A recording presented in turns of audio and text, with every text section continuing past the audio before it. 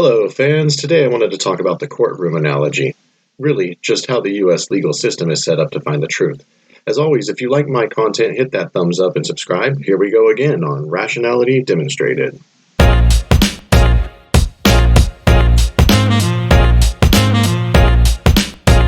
Okay, so I wanted to make this video because almost every theist I talk to doesn't understand this analogy well enough to grasp the importance of it. There are several critical lessons we can learn in the courtroom if we seek to learn the truth. It establishes which claim will be examined, the need for arguments and evidence, and the burden of proof.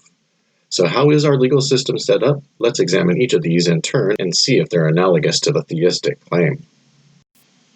When a person is accused of a crime, they will go to a trial and face judgment.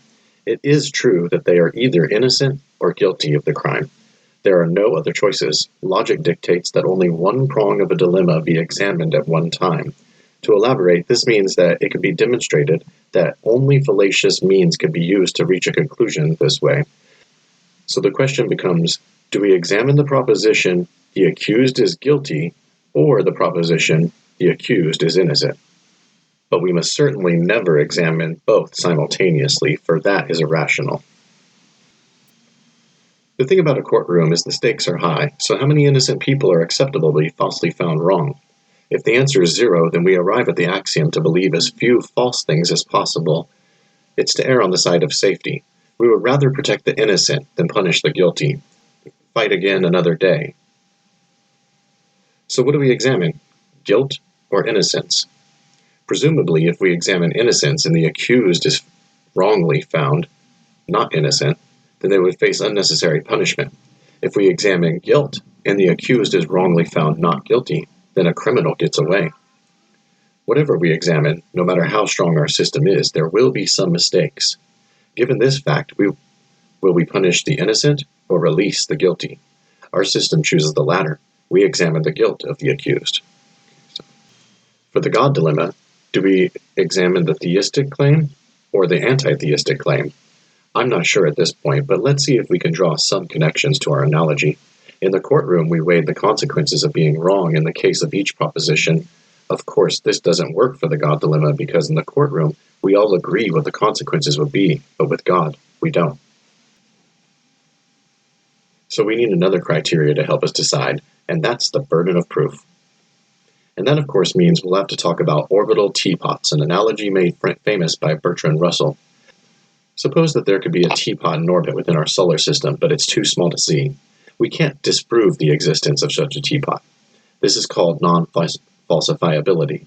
Furthermore, suppose that some people assert that the teapot does exist, that is, the people who make a claim. First, where should the burden of proof be? On those that make the claim, or on those hearing the claim?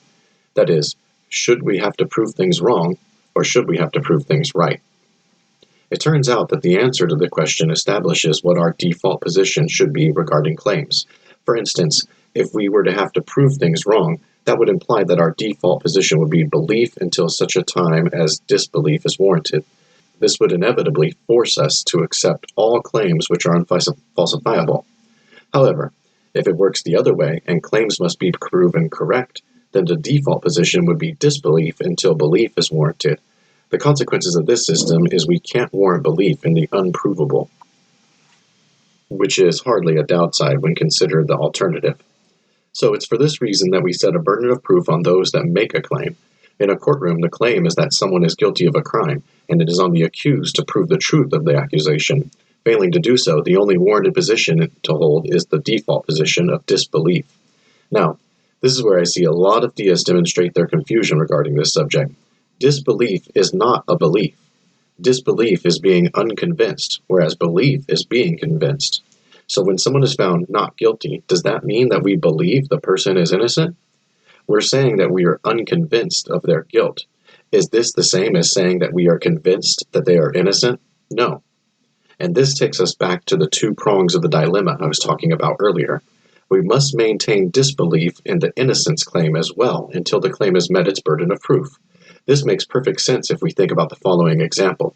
A murderer is taken to trial, and the one piece of critical evidence is irrefutable proof of the accused's guilt. However, for some reason, that evidence is lost before the trial and we must find not guilty because the burden of proof isn't met.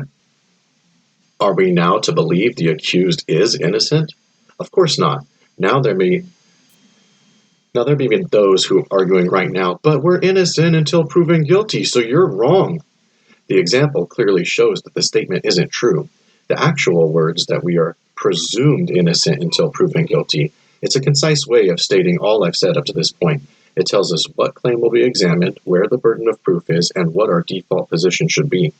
When we say presumed innocent, we're expressing our default disbelief in the claim, not our belief in its antithesis.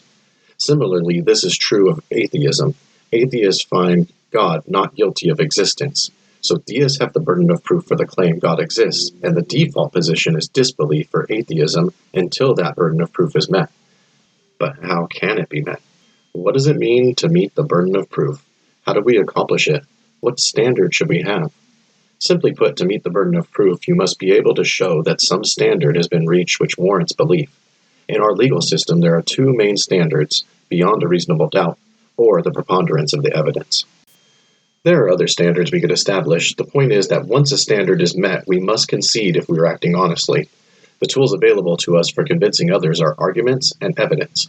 An argument is a set of statements designed to demonstrate the truth or falsehood of a proposition.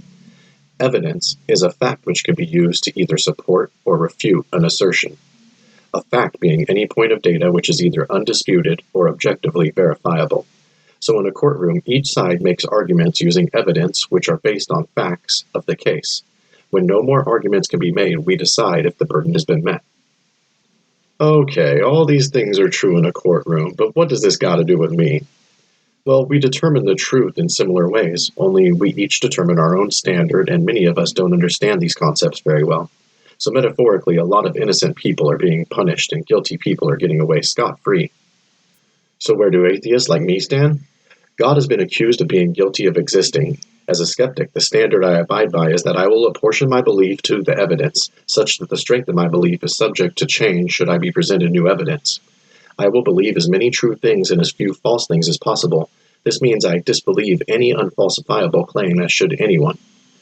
The way I see it, every theist argument I have heard is fallacious, has been refuted, and these refutations are not credibly rebuked ever. Theists persist with the same arguments.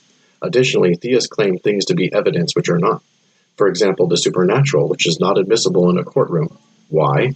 Because we don't possess even one fact about the supernatural. If you think you found one, ask yourself, is it undisputed and/or objectively verifiable? Because I'll bet not. This is the death nail to the religious coffin, because if supernatural is inadmissible, the theistic case has nothing and doesn't meet the burden of proof. Remember, to believe something without good reason is by definition unreasonable or irrational. See you next time on Rationality Demonstrated, but until then, court is adjourned.